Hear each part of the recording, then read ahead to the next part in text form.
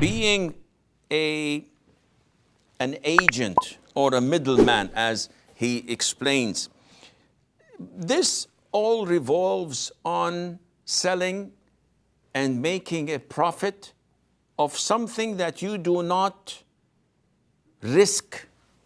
What do you mean by risking? When I buy this pen and I possess it, now there is a risk that no one will buy it off me and I lose.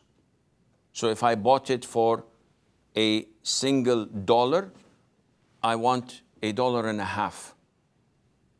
And I wait for a couple of weeks, nobody's interested.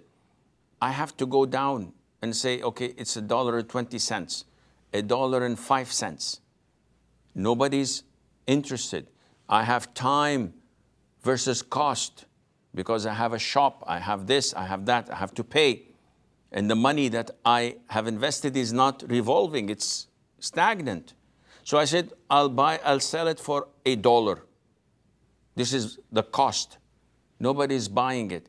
I'll go to 75 cents. Now I'm selling with loss. So this is halal because I can make profit and I also can make loss. So this is halal transaction.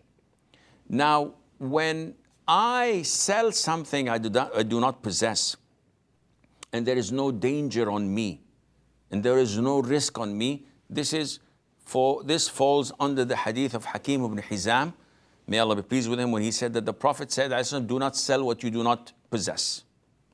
So someone comes to me and says, Shaykh, I'm interested in a pen like this, and I don't have the pen. And I said, okay, no problem, I'll sell it for you for $1.50. He said, okay, I agree, a done deal. We shake hands, the deal is done. I sold and he bought. Whether he gave me the money or not, whether I gave him the merchandise or not, this is beside the point. The transaction is final. It's verbal. I go and look for a pen and come back and give it to him, and he gives me the money. This is haram because I sold what I do not possess. And I'm not talking about a salam transaction. This is a different ball game altogether. The mistake that commonly is done nowadays is when I go to a car mechanic and I say, my car is broke, I need you to fix it. So he looks into it, said, okay, should I fix it? I said, yeah, fix it. And if you need, buy the spare parts and I'll pay you for them. So he goes and he buys the spare parts. And he tops his profit on the spare parts and he charges me for his labor. Now, by topping his profit on the spare parts, he actually sold me what he did not possess. And I'm not fine with that. Likewise, if you're doing a job for a company and you go buy the raw material, they think that it costs X and you put profit on that.